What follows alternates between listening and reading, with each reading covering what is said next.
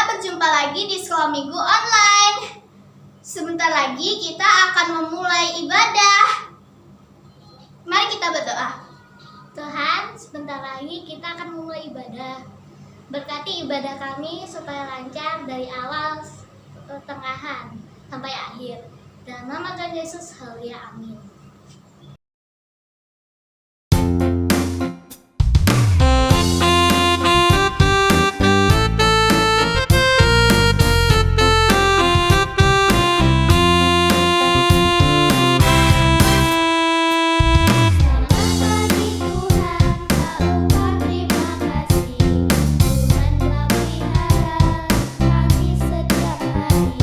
Matahari bersinar, burung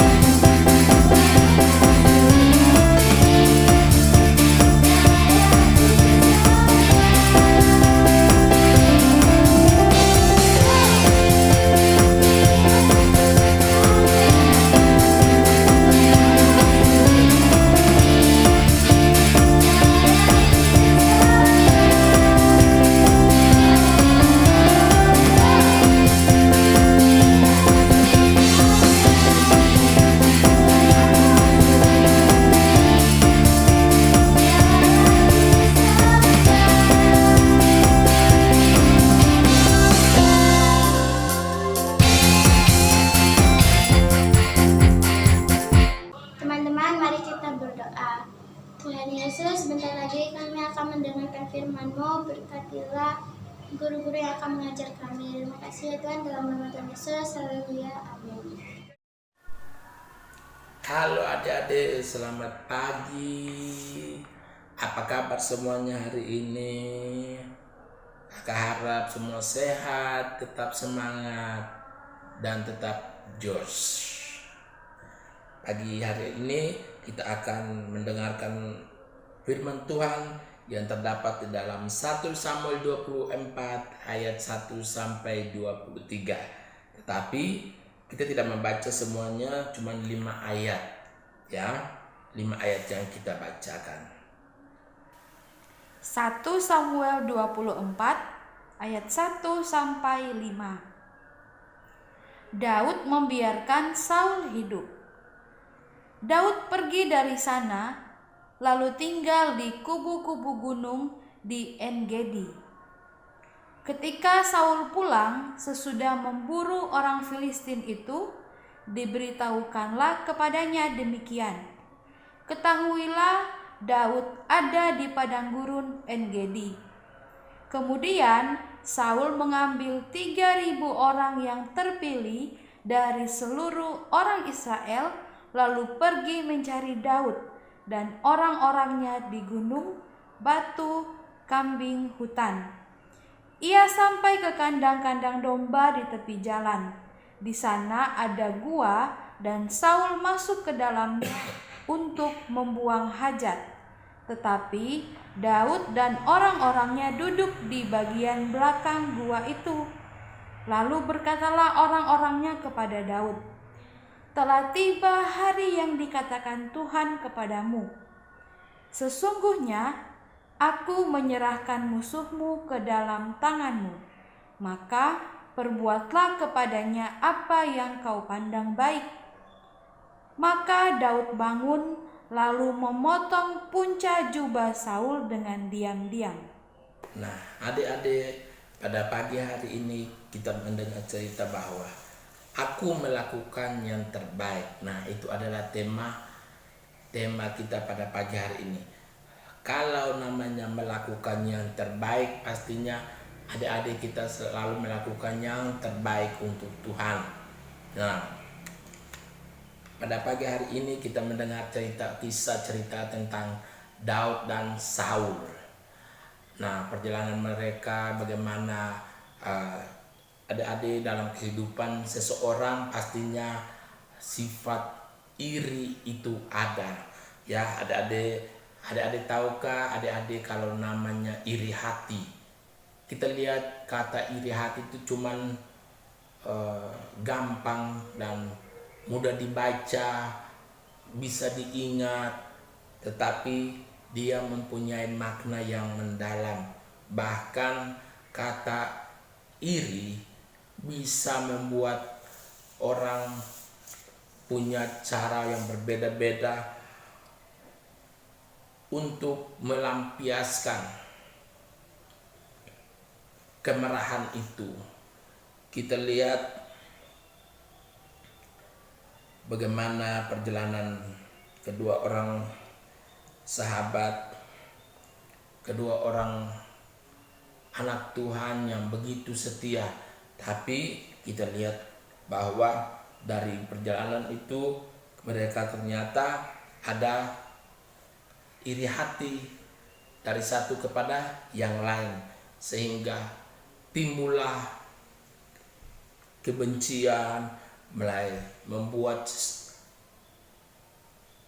hatinya Daud untuk ingin membunuh Saul. Nah, adik-adik, mungkin di sekolah kita lihat teman-teman kita pintar, terus kita bilang, saya paling tidak suka, saya tidak mau bergaul sama si A. Saya tidak mau bergaul sama si B. Karena apa? Dia pintar, suaranya bagus, dia bisa main musik, dia bisa ini, bisa tampil ini, tampil ini. Tapi kenapa saya tidak bisa? Mulai timbul kata iri hati. Nah, adik-adik, kita tidak boleh iri hati kepada orang-orang yang memang punya talenta, Karena setiap kita Tuhan sudah memberikan kita talenta masing-masing. Jadi kita tetap belajar bersyukur dengan talenta-talenta yang Tuhan berikan kepada kita. Nah, kita lihat pada pagi hari ini mengenai perjalanan Daud dan Saul, karena mereka Daud dan Saul ini ketidakcocokan mereka, maka di sana Daud bersembunyi di satu goa dan Saul mendengarkan itu. Dia mengejar dengan membawa 3.000 tentara yang sudah terlatih. Nah, kenapa Saul ingin untuk membunuh Daud? Kenapa Saul ingin membunuh Daud? Karena ada iri hati. Adik-adik yang seperti kakak katakan tadi, bahwa kalau ada seseorang sudah punya sifat iri hati, itu akan membuat dia melampiaskan amarahnya itu dengan berbagai macam cara untuk membunuhnya, orang yang ia inginkan itu. Jadi kita lihat bagaimana karena situasi ini, maka Daud memilih untuk menghindari dari Saul. Ia melarikan diri dengan para pengikutnya. Namun Raja Saul tidak tinggal diam. Dia mulai mengejar Daud dengan tentara 3.000 orang banyaknya.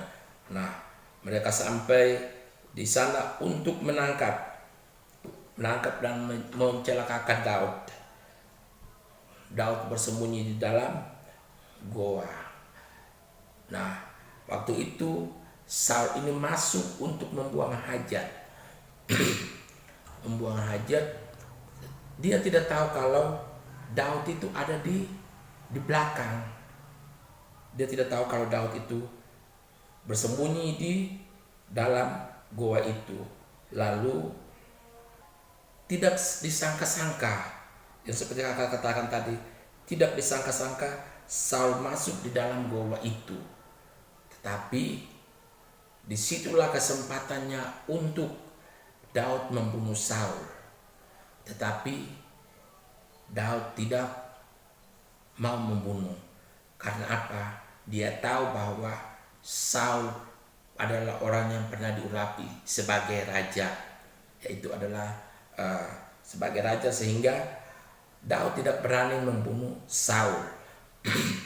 Adik-adik yang seperti kakak katakan tadi, kalau seseorang itu sudah punya niat, seseorang itu sudah punya tekad untuk membunuh, tentunya bisa.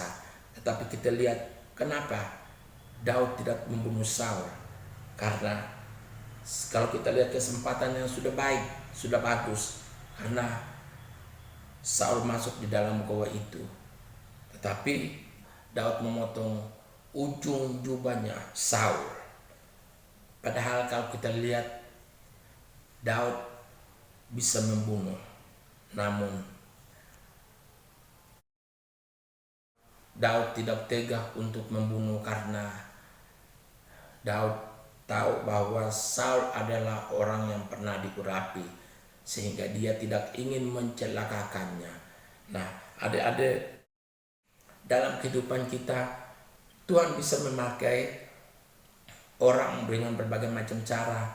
Tetapi sebagai anak-anak Tuhan, jika kita selalu meminta perlindungan, jika kita selalu meminta kekuatan dari Tuhan untuk melindungi kita saat kita dalam keadaan emosi, kita dalam keadaan marah, kita minta tuntunan Roh Kudus memberikan kita ketenangan, memberikan kita hikmat supaya kita bisa sadar apa yang kita lakukan. Kita lihat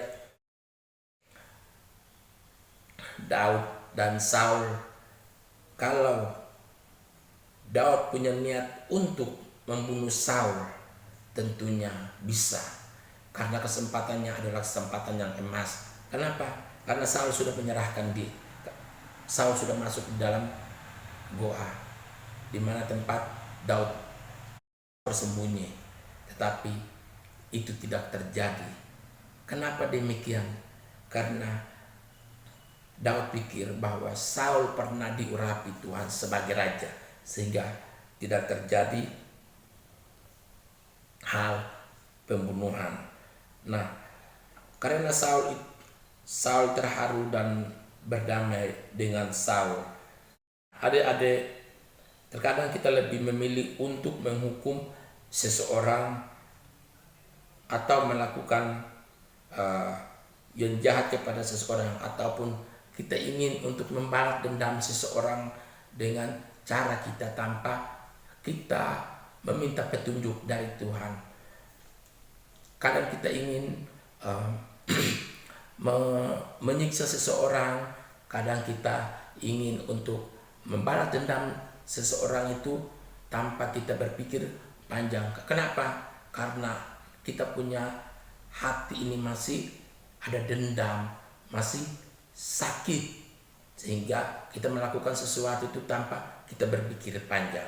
Nah, ada pada pagi hari ini kita belajar bagaimana kita lebih memilih untuk melakukan yang terbaik. Kita melakukan yang terbaik supaya apa? Supaya kita tidak dijuluki sebagai orang jahat.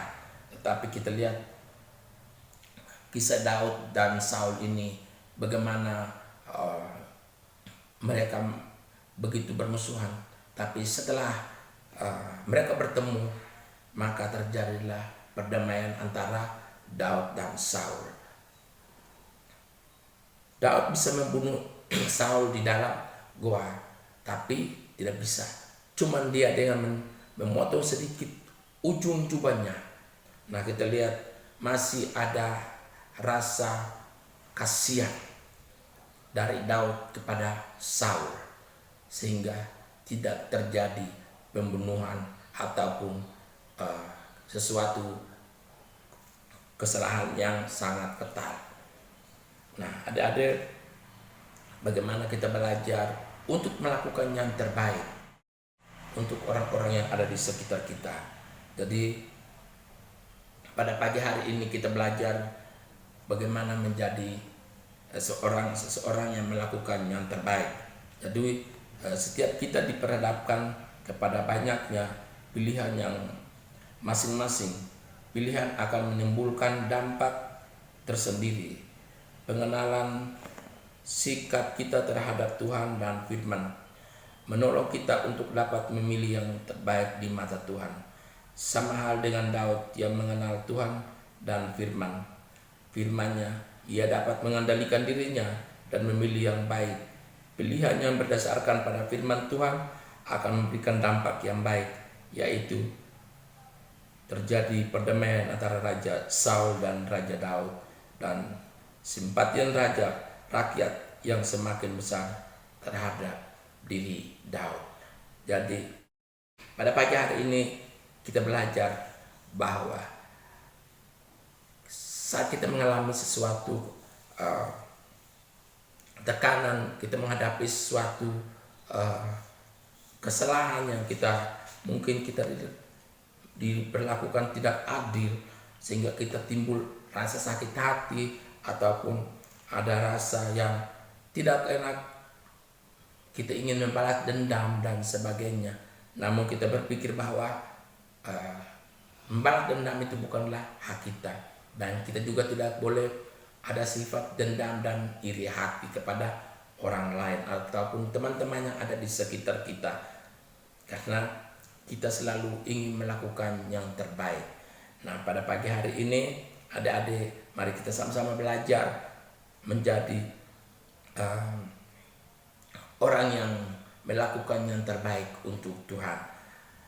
Kita selalu melakukan sesuatu yang dapat menyenangkan hati Tuhan, supaya nama Tuhan dipermuliakan. Dan pada pagi hari ini, biarlah firman Tuhan yang pagi hari ini menjadi berkat untuk kita semua. Oke, mari kita berdoa. Bapa di surga, terima kasih Tuhan untuk pagi hari ini biarlah firman-Mu mengajarkan kami untuk kami melakukan yang terbaik. Sekalipun kami diperhadapkan dengan berbagai macam tantangan, namun kami kita percaya bahwa Engkau ada di dalam kehidupan kami dan selalu memberikan jalan keluar dalam menghadapi setiap situasi-situasi yang tidak menyenangkan.